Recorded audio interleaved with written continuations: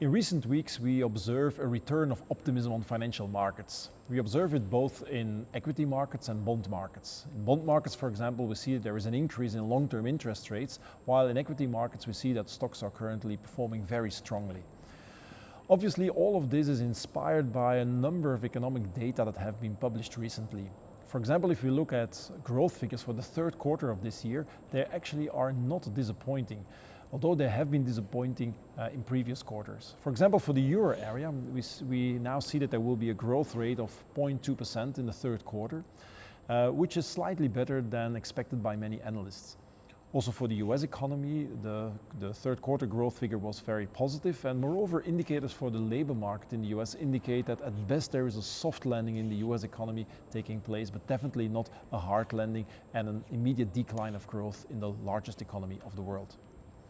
So obviously all of this is very good news. Nevertheless, we have to be careful in our optimism, because if you look at forward-looking business indicators like sentiment indicators, they remain relatively weak.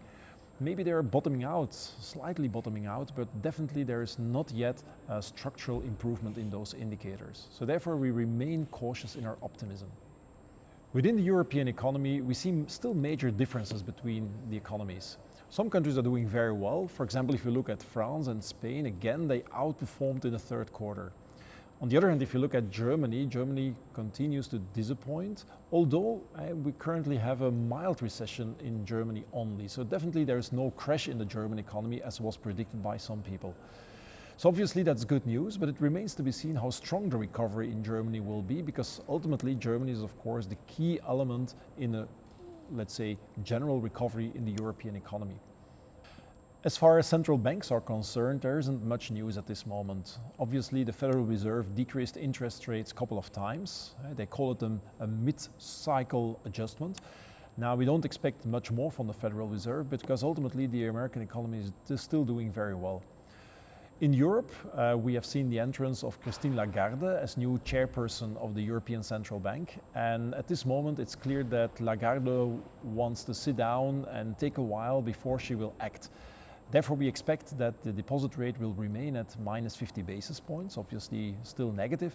And at the same time, we expect that the quantitative easing program that Mario Draghi decided on will be continued for a while. Now, this quantitative easing program obviously has an impact on interest rates too, and we see currently that the interest rate differentials in Europe, the spread between the German long-term interest rate and the interest rates of other euro area countries, has decreased again. So it's extremely small at this moment. Obviously, it remains to be seen what economic indicators will tell us, but generally speaking, we don't expect more monetary stimulus, but the current environment remains an environment where monetary stimulus is still a very important determinant of further economic recovery. Apart from monetary policy, there is also another reason why long-term interest rates are recovering at this moment.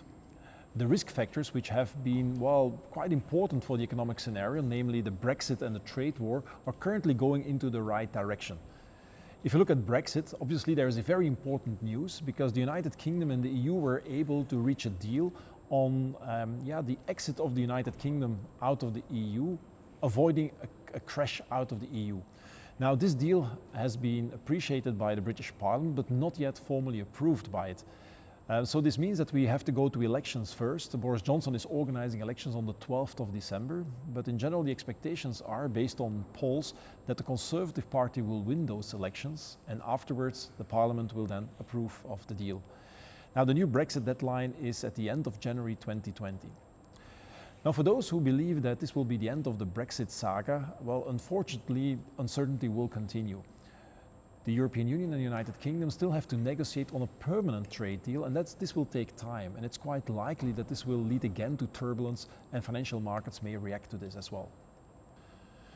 As far as the trade war is concerned, we also see positive news. The US and China are back at the negotiation table, and it seems that they will be able to reach several smaller deals in a row.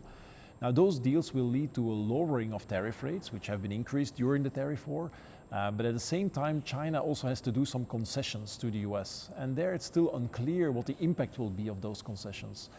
Currently, we're talking about concessions in the field of technological protection, intellectual property protection, and it remains to be seen whether these will really have an impact on the economy. So therefore, we still expect the trade war to be a risk factor, because ultimately, even with a trade deal or even several smaller trade deals between the US and China, the fundamental problems between those two countries are not yet solved. In the end, it's not a trade war, we have argued before, it is a technology war and more fundamentally a conflict on the economic supremacy in the world. So to conclude, we can say that the global economic picture looks much better than 1 month ago. Basically, we see that economic indicators are confirming and supporting the optimism that we observe on financial markets.